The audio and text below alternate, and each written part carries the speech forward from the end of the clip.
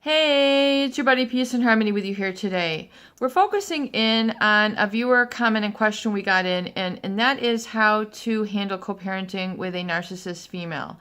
This is a very important topic, and I think it'll shed a lot of light, not only how to handle a spouse, but how to handle relationships with these types of individuals, should they be in other settings as well, where you have to be in close proximity to them. For one, realize that co-parenting with a narcissist female is something where you need to hold your own ground. You're going to be in a different ground and a different foundation. You're going to be coming from a different place from this individual. And that is because you are really looking at the big picture. You're looking really at the welfare of your children. You're looking at the welfare of yourself. But furthermore, it is very important not to get stuck in the very, stifling and stunted, you can only see as far as your nose sort of feeling with co-parenting with these individuals, because they are going to try to control, manipulate the feelings of the children, how they think about you. They're going to bring out all the negative. They're going to do the smear campaigning. They're going to do the triangulation. They're going to bring in other people. You're going to feel shut out. Basically, your ground in the relationship, is going to go, basically where you're trying to stand on one little finger and feeling very unrepresented and misrepresented in this relationship. So it's very important to have foresight, meaning future planning and anticipation and predictability of these individuals. And when I say predictability, it's knowing when they go for the jugular, knowing when they try to pull out the trigger. They try to pull out the cards, where you're shifted out, you have no representation. When you have fair representation, as a parent, children only have two parents. And that is, their true mother and their true father, their biological mother, their biological father. And of course, there's all the makings of a true mother and all the makings of a true father. And, traditionally, or typically, the mother is the nurturer, the emotional, the warm, the one who has, given birth to you and should be, closer emotionally. And then there's the father, who is the provider, who is the leader, who, is able to provide a lot of the, foundational things, meaning monetary example. And so usually there's this complement of parenting, generally when people get married. But when they get divorced, they realize there's unsettleable differences that are, just and make it an irreconcilable tongue twister, irreconcilable differences, which means we are not on equal terms. So when we talk about here very much that in that topic with a narcissist, is that because they lack empathy, because of their pathological self-importance, they don't have the same needs to reconcile or come together on certain things. They have no remorse, they have no guilt. It's not a need for them. So furthermore, they're going to work to really exasperate or really blow out their position in the relationship and negate you, grind you down, making you feel very inferior, weak, meaningless, unimportant, etc. Don't buy into that slander. Don't get emotionally reactive to this, because the emotional reactivity to these individuals is just saying, you are right. If I just keep reacting to you, you're right, I'm awful, I'm angry. And if this person has now gotten you to a point where you feel helpless or angry and reactive, they are still the ones in control. So when you're co-parenting with these people, you need to be able to take a step back and not step into the ring with them, not step into the dukes. Don't put the dukes up. You don't want to be coming from that place energetically whatsoever. You're on a different ground from them. You're in a different place. You're on a different bigger picture. And it's really important to use the foresight and see when these people are going to edge you out. And look at these as opportunities, especially with children, for learning and education. So, it's when we talk about education, meaning character education.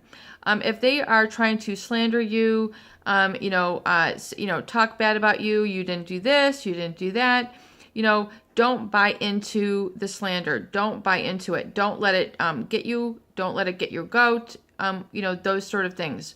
Realize that these are just quips and quibbles of a narcissist or psychopathic individual that are trying to get you to flinch and flare and basically grab at it, and then you're now in the tug of war with them. So learn and cultivate through consistent practice, first of all, the emotional mastery, which then helps bring out the verbal mastery and really taking a clear and clean perspective with the children as well as this individual. The awareness of how your emotions are triggered, and don't be offendable. Don't be triggerable. Don't let this person push your buttons. There, as I say, clear the slate. You no longer have any buttons with which this individual can push, which you're reactive. You are now taking a vision moving forward. So for how you would like to ideally see your position as it relates to this individual, and your perspective and your position as it relates to the children. So you need to get very conditioned in programming and keep your eye on the prize, so to speak. Keep your eye on how you would ideally like to feel, behave, speak, present with this individual. Some, feel that it just, give in. It's not about that. It's not about the reactivity. It's about having action, proaction, and responding to this individual in a very objective, neutral, dispassionate way. And so if they try to, edge in on you and kind of reduce your space, realize, the law is going to protect you, and, through visitation or things of this nature. But realize that you need to be very clear on your children, and that you don't, bash this individual.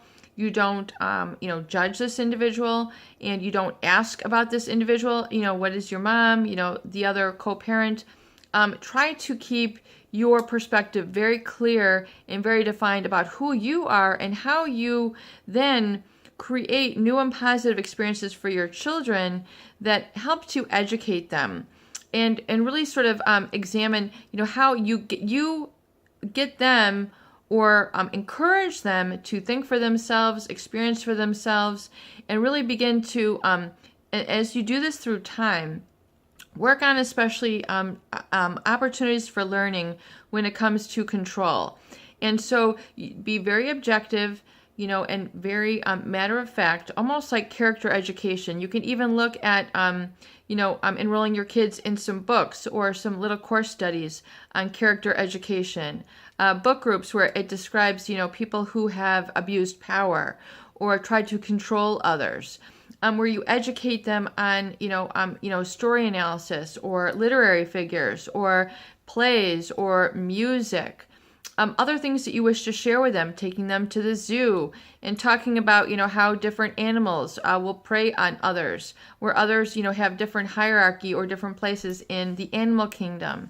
And you make it fun for them, and, show them uniquely who you are and the value of who you are versus, defending and justifying your position as it relates to this individual. It's just, do not be very confrontational. Do not bring into a conflict consciousness with these people. Because with the narcissist or the psychopath, one person has to always be right. These are people who love to win. It's just like, we're not going to get along because they have to win. It is just a compulsion. It's an insatiable need that these individuals need to quote unquote win. So you just do not enter the boxing ring. You don't go there. And if you need a mediator, if you need to have a legal representation or a mediator with which to interact and settle things and make sure things are in place, just you need to remove that emotional inflicted negativity, hostility, things of this nature as much as possible from your interaction. Just really become very neutral, indifferent. It doesn't make any difference what they say, because you realize it's all just emotional manipulation. It has nothing to do with truth. It has nothing to do with reality. So don't learn in your parenting style to, just let them, if they're going to vent and just things like that, you're not going to be able to change them. So don't make your energy and battle about trying to change them. And you can just, I think a lot of people who are in this situation need to learn verbal statements for how to handle them. And so if they are becoming very insultory, derogatory, slandering of you, and if you wish, you all can give us some specific comments. But if just don't respond when they start making all this slander, just don't react to it, because you almost just let them go and don't give them a lot of feedback. Where before, if you had kind of defended and justified yourself, and you had gotten into that habit because unbeknownst to you, you were getting succumbed into the fire of their hostility, it's time to stop. It's time to cease. It's time to stop that fight, because it doesn't help you. It doesn't help the kids. What's very important is that you become a leader and a good mentor to your children. And when it comes to the battles of I'm giving them this, let them have their influence. They're going to have the influence the way that they are, but you also have a very important long range effect. And the parent, each parent has a unique place. And if the kids come to you, with a negative effect, you this, you that, realize that there's going to be some spousal rivalry. Part of this is, but you have to be tough as nails, basically put on your armor and, okay, kids, and just, let them know that when you get together, that it's time to, that this is a positive place. And positive meaning it's not time for crying, complaining. It's time to enjoy and learn. It's time to enjoy and learn. It's time to have gratitude. It's time to discuss what's important to you, and put some emphasis on the kids and let them know, in very, very, very meaningful ways what is not going to be tolerated. In other words, create a complaint-free zone. This is a no complaint zone. This is where you can be happy. We're going to find your happy place here.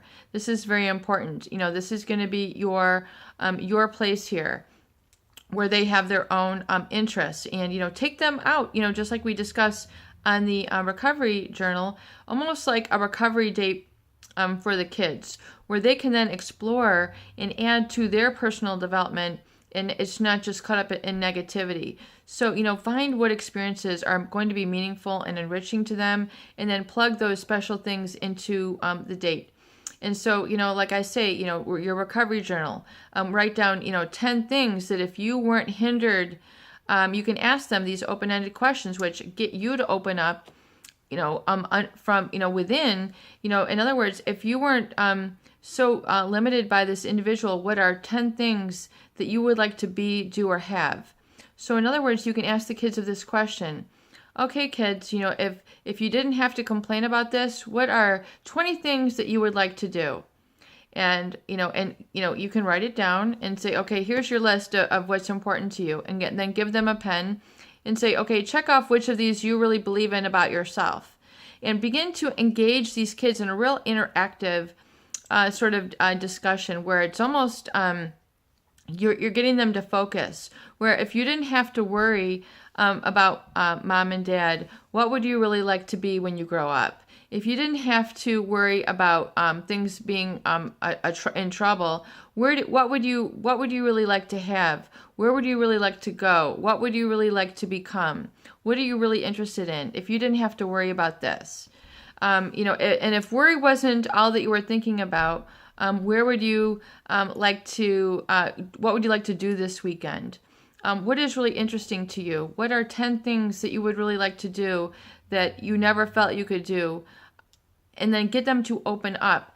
And if money weren't an issue, and you just get them to open up, and then get them to circle 1 or 2 things, just like you do for yourself in the recovery journal, and kind of make it fun and interactive for them so they can kind of see through the fog.